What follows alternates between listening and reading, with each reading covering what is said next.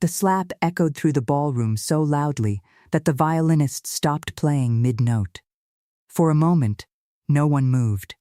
My mother's hand was still raised in the air, her perfectly manicured nails trembling. My earring had flown across the marble floor, and I felt warm blood trickling down my earlobe. 200 guests stared at me. Champagne glasses froze halfway to lips. Cameras from the wedding photographer were still pointed at the stage. My sister Emily stood beside her groom in a $40,000 designer gown, staring at me like I had just ruined the most important moment of her life. And my parents were waiting. Waiting for me to do what I had done my entire life: cry, apologize, and give them what they wanted. But this time, I didn't. I slowly bent down, picked up my earring, wiped the blood from my ear, and looked straight at my mother. Then I walked off the stage and made one phone call that would destroy everything they had spent decades building. My name is Sophia, and until that night, I believed family meant loyalty. I was the older sister, the responsible one. The one who worked hard, stayed quiet, and never caused problems. My younger sister Emily was the opposite. Emily was the golden child. Growing up, everything in our house revolved around her. If she wanted piano lessons, my parents paid thousands. If she wanted a new car at 16, they bought it. When she wanted to study fashion design in New York, they drained half their savings without hesitation. Meanwhile, I worked part-time jobs through college, not because we were poor, because my parents always said the same thing. Sophia, you're strong. You can handle things yourself. Back then I thought that was a compliment. Now I know it meant something else. It meant I was the one they could take from. Still, I didn't resent Emily. She wasn't cruel. She was just used to being the center of attention. And when she got engaged to a wealthy investment banker named Michael, my parents treated it like they had won the lottery. The wedding planning started immediately. Luxury venue. 5-star catering. Designer decorations flown in from Italy. Every family dinner turned into another conversation about the wedding. The flowers. The guest list. The honeymoon villa in Lake Como. I smiled and supported them, even when my mother casually mentioned that the wedding would cost close to $1 million. But about 6 months before the wedding, something strange happened. My parents suddenly started asking about my penthouse. 3 years earlier, I had purchased a penthouse apartment downtown. It was the result of years of grinding in the tech industry, long nights, startup risks, and sacrifices most people never saw. It wasn't just expensive. It was my first real victory in life. Floor-to-ceiling windows. City skyline view. Private rooftop terrace. Worth $2.1 million. The first time my mother saw it, she walked around silently. Then she said something that stuck with me. "This place is too big for just you." At the time, I laughed. But after that, the comments kept coming. "You know Emily and Michael will need a home after the wedding. You should think about family. Property can always be replaced. Relationships can't." I brushed it off. Until 2 weeks before the wedding. That night, my father invited me to dinner at their house. When I arrived, both my parents were sitting at the table with serious expressions, and there was a folder sitting in front of them. My father slid it toward me. "Sophia, we've been thinking about Emily's future." I opened the folder. Inside was a legal document, a property transfer agreement, my penthouse, signed over to Emily and Michael. As a wedding gift. For a moment, I thought it was a joke. Then I looked up at them. "You're serious?" My mother smiled sweetly. "You've always been generous." My chest tightened. That apartment is everything I worked for. My father leaned back in his chair. Family sometimes requires sacrifice. Something about the way he said it made my stomach twist. I closed the folder. "I'm not signing that." The temperature in the room changed instantly. My mother's smile vanished. My father's voice turned cold. "Think carefully, Sophia." I stood up.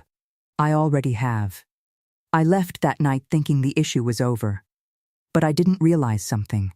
My parents had never heard the word no from me before. And they weren't about to accept it now. The wedding day arrived like a royal event. The ballroom was inside one of the most expensive hotels in the city. Crystal chandeliers hung from the ceiling, reflecting light across gold decorations and towering flower arrangements. Everything screamed luxury. Emily looked radiant. My parents looked proud. And I tried to enjoy the celebration, convincing myself the tension from dinner had passed. For most of the evening, it seemed like it had. Guests laughed. Music played. Champagne flowed. Then the speeches started. My father took the microphone first. He talked about love, family, and sacrifice. Then he said something strange.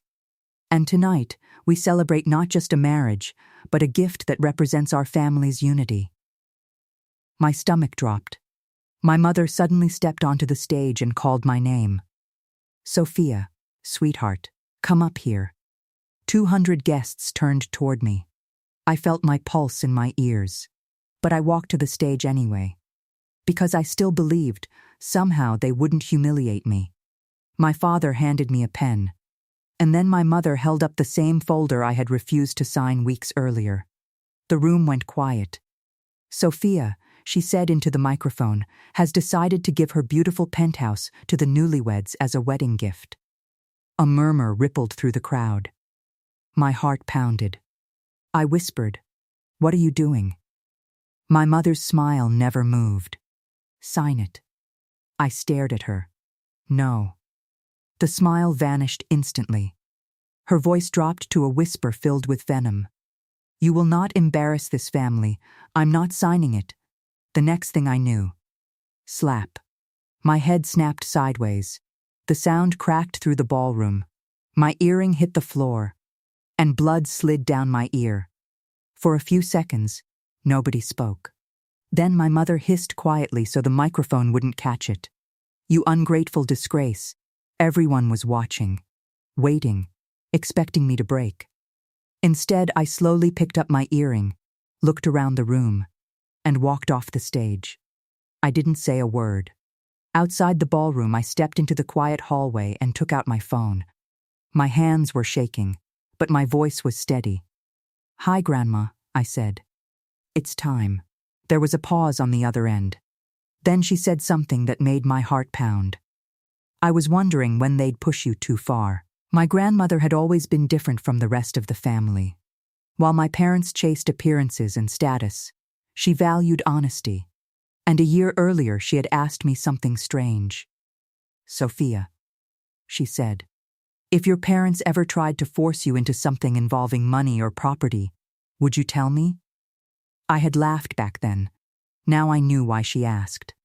Exactly 45 minutes after my call, the ballroom doors opened again. But this time, it wasn't a waiter. It was my grandmother, and 2 lawyers, and a bank representative. The music stopped again. My mother's face turned pale. My grandmother walked slowly to the center of the room and took the microphone.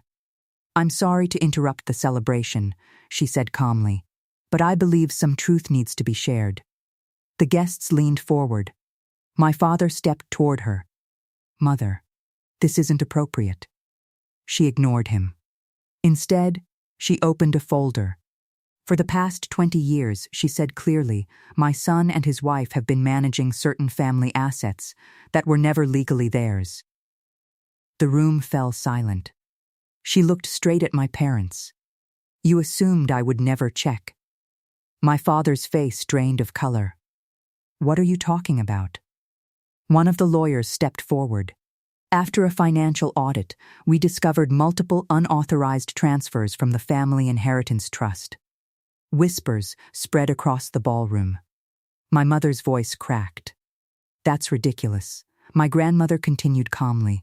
"Over $3.8 million, gasps filled the room. My sister's jaw dropped. My father tried to interrupt again. But the lawyer raised another document. "Effective immediately, all assets connected to the trust have been frozen. A civil lawsuit has already been filed." My mother looked like she might collapse. My grandmother then said something that made the entire room erupt.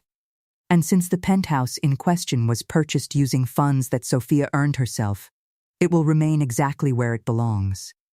She turned to me. Protected. My mother began screaming. Literally screaming. About betrayal, about lies, about humiliation. But nobody was listening anymore. Because the truth had finally stepped into the room. And it was louder than any slap. That night changed everything. The lawsuit went forward. The financial investigation uncovered years of manipulation. My parents lost nearly everything. My sister moved away with her husband and cut contact. And me? For the first time in my life, I understood something important. Family is not defined by blood. It's defined by respect.